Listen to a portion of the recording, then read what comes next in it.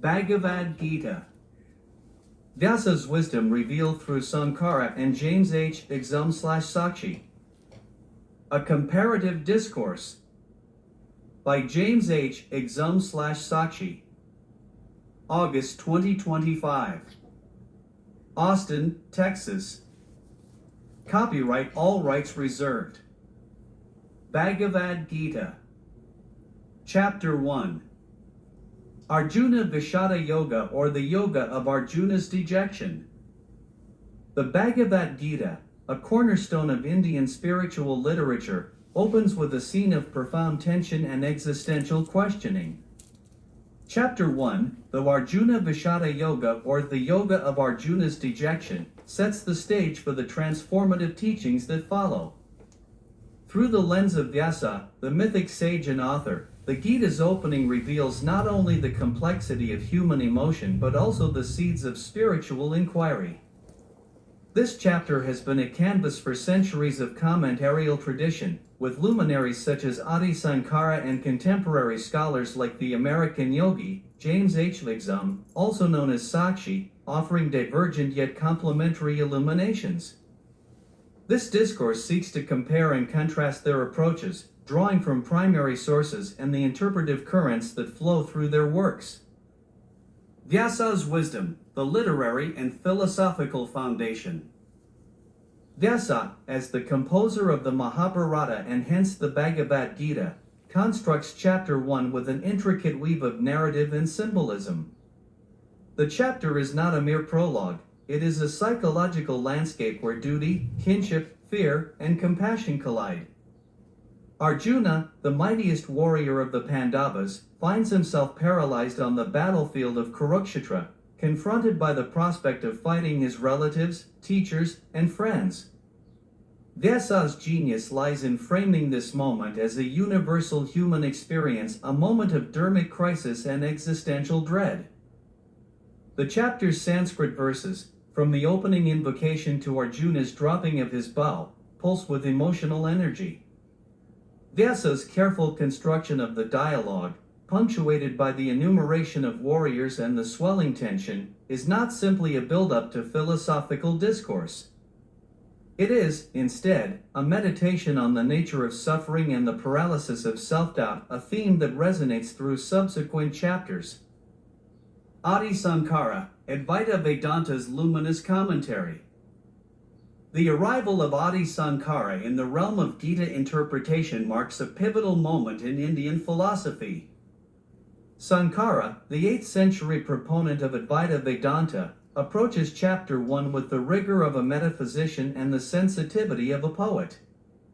In his Bhagavad Gita Bhashya, Sankara does not treat Arjuna's despondency as a mere psychological hiccup but as an allegory for the soul's entanglement with Maya, the illusion of separateness. Arjuna's dejection as metaphysical malaise. For Sankara, Arjuna's crisis is emblematic of the jiva, individual soul, caught in the web of avidya, ignorance. The battlefield, Kurukshetra, becomes a metaphor for the perpetual struggle between ignorance and knowledge, between attachment and detachment.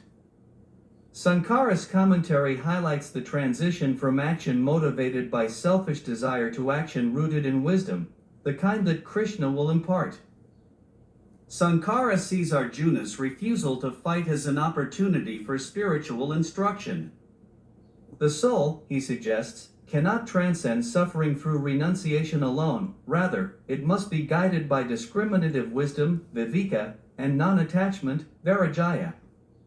Thus, the opening chapter, for Sankara, is the dark night before the dawn of self-realization, a necessary descent for the ascent of wisdom. Sources and hermeneutics. Sankara's reading is grounded in the Upanishadic tradition, often referencing texts such as the Chandogya and Brihadaranyaka Upanishads in his exegesis.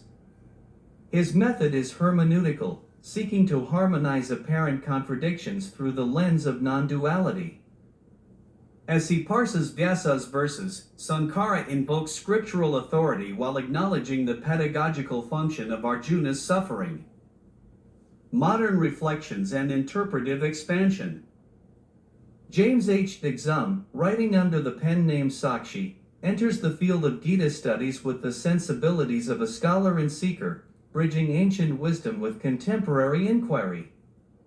Sakshi's work is marked by an integrative approach, drawing from traditional commentary and modern psychological insight.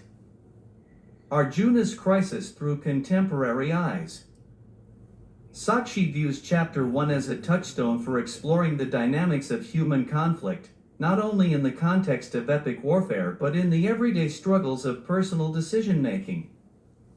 In his comparative studies, Sakshi often juxtaposes Arjuna's paralysis with the dilemmas faced in modern life, choosing between competing loyalties, weighing personal ethics against collective responsibility, and confronting the shadow of doubt.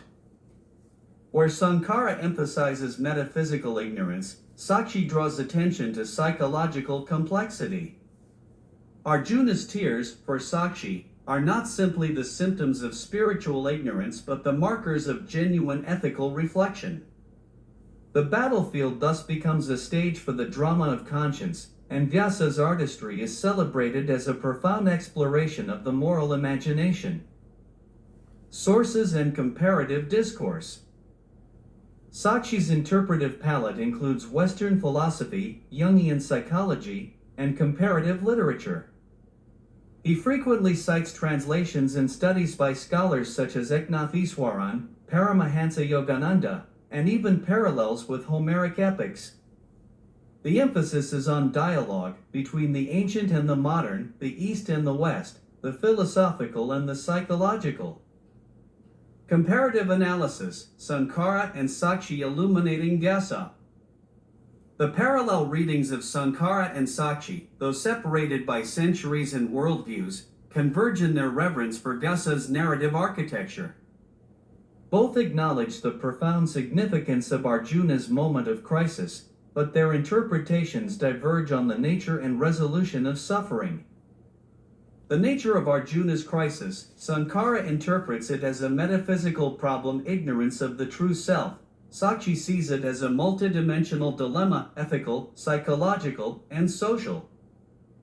Role of Krishna's teaching. For Sankara, Krishna is the divine teacher who dispels ignorance. For Sakshi, Krishna is a catalyst for inner dialogue and transformation, echoing the therapist-patient dynamic in modern psychology.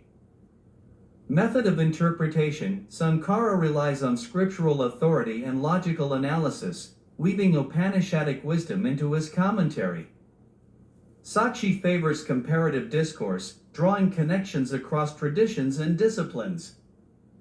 Resolution of suffering. Sankara sees the dissolution of suffering in the realization of non-duality. Sakshi emphasizes the journey, the process of confronting and integrating conflicting emotions. Chapter 1 is archetype, universal and timeless lessons. The opening of the Bhagavad Gita, through the pens of Vyasa, Sankara, and Sakshi, emerges as an archetype, a universal narrative of conflict, confusion, and the search for meaning. Whether read as an allegory of spiritual ignorance or as a study in moral psychology, Chapter 1 stands as a mirror to the reader's own struggles. Vyasa's genius lies in creating a narrative that is both specific and universal. Sankara's brilliance is in distilling this narrative to its metaphysical essence, offering a path toward transcendence. Sakshi's insight is in expanding the narrative's relevance, inviting readers to see themselves in Arjuna's predicament and to find echoes of Kurukshetra in the battlefields of their own lives. Conclusion. In illuminating Chapter 1 of the Bhagavad Gita, the wisdom of Vyasa, refracted through the lenses of Sankara and Sakshi, offers a treasure trove of insight. The chapter is far more than a prelude, it is a call to self-inquiry and transformation. Through Sankara's Advaitic non-duality and Sakshi's integrative vision, the reader is invited to traverse the terrain of doubt and despair, emerging into the light of understanding. The comparative discourse woven here is not an end, but a beginning, an invitation to engage with the text, with oneself, and with the sources that have shaped its interpretation across time. The battlefield of Kurukshetra, with all its tumult and possibility, endures as a symbol of the perennial quest for wisdom, a quest as vital today as it was in the time of Vyasa. Sources and further reading. The Bhagavad Gita, trans. Swami Gambhirananda, with Sankara's commentary. The Bhagavad Gita, The Philosophy of Yoga, by Sakshi/James H. Exum, narrations for YouTube videos series EP 1-18, 2025. The Upanishads, especially Chandogya and Brihadaranyaka. The Mahabharata, by Vyasa. Comparative works, Eknatheswaran's The Bhagavad Gita, Paramahansa Yogananda's God Talks with Arjuna, and Jung's Psychology and Religion. Chapter